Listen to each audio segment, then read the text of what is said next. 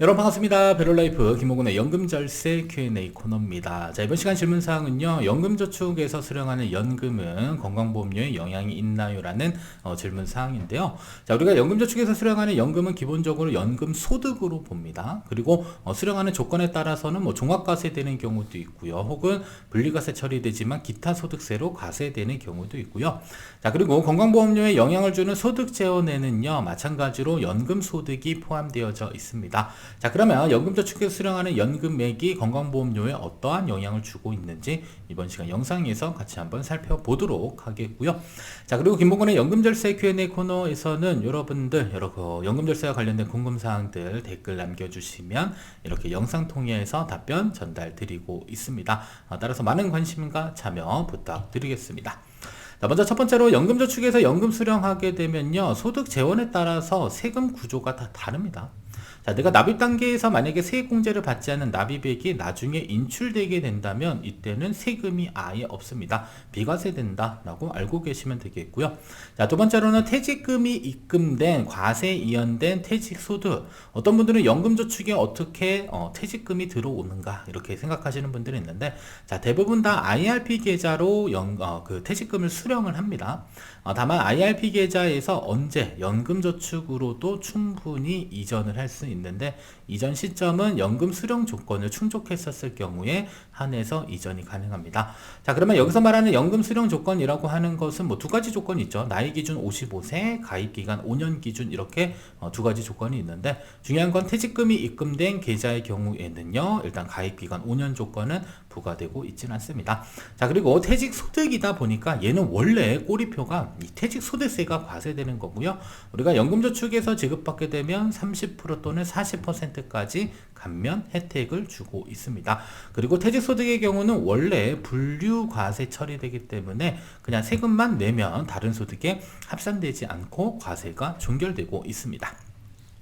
자, 다음은 납입 과정 중에 세액공제 받은 금액과 운용이익이 있을 수 있겠고요. 이러한 모든 소득에 대해서는 원칙적으로 연금소득세가 과세됩니다. 다만 연금소득세가 과세되기 위해서는요, 두 가지 조건이 있어요. 하나는 연금수령한도 이내 금액을 인출하거나 혹은 연간 1,500만원 이내 금액을 인출했었을 경우에 한해서만 연금소득세가 과세됩니다.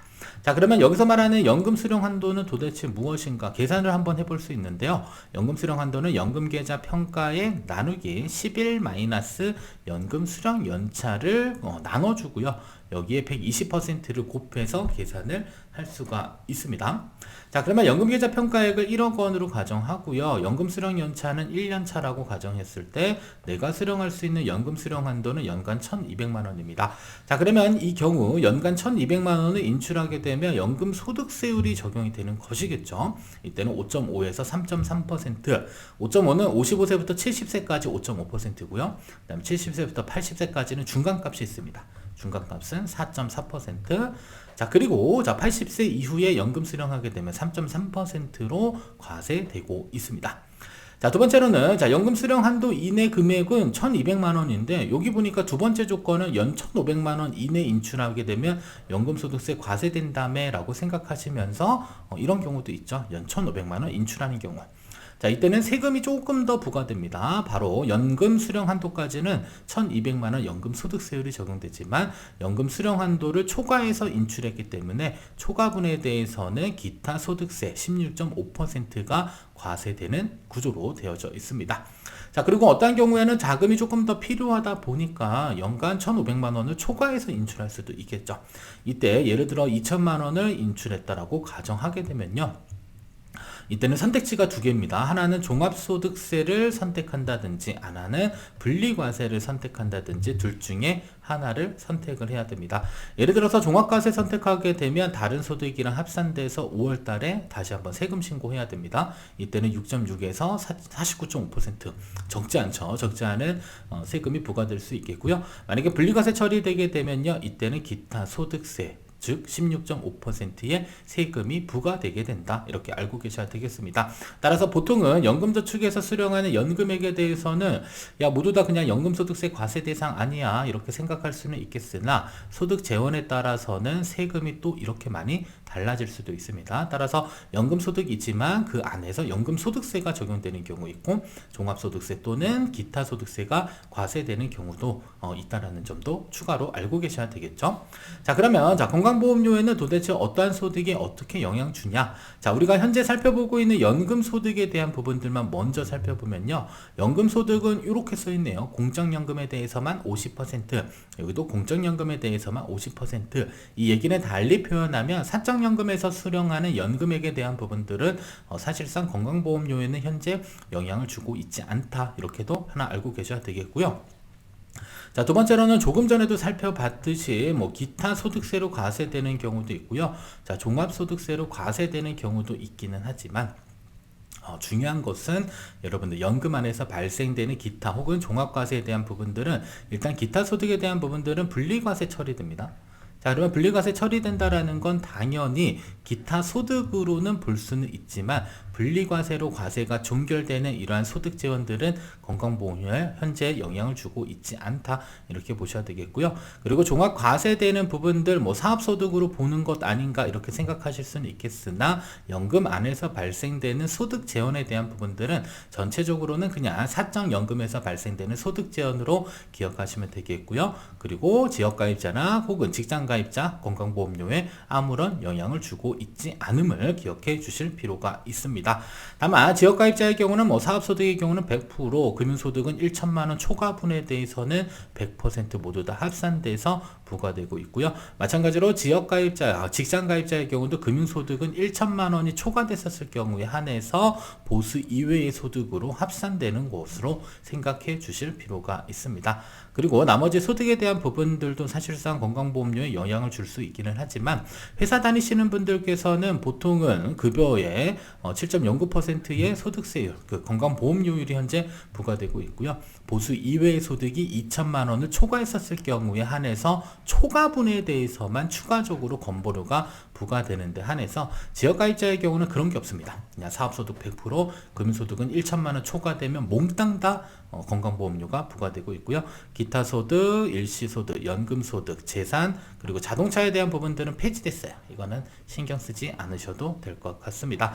따라서 건강보험료에 영향을 주는 소득원 중에 연금소득은 있는데 다행스럽게도 공적연금에 대해서만 50%가 부과되는 것이지 사적연금에 대해서는 현재까지는 부과되고 있지 않고요.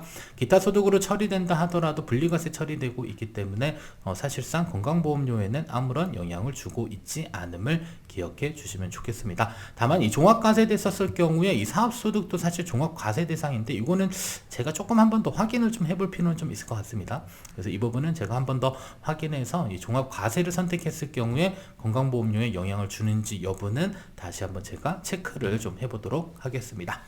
자, 다음은 절세계좌와 건강보험료의 관계에 있어서는요, 사실 인출할 때의 세금에 대해서는 지금 사실 과세되지 않는다라고 현재 확인되고 있고요. 자, 그리고 운용하는 과정 중에도 ISA 계좌나 IRP 계좌나 연금저축 계좌 안에서 뭐가 생길 수 있죠? 이자 플러스 배당 소득이 생길 수 있는데 중요한 건 ISA 계좌, IRP 계좌, 연금저축 계좌에서 발생된 이자 배당 소득의 경우는 건강보험료 소득 범위에 포함되어 있지 않다라는 점.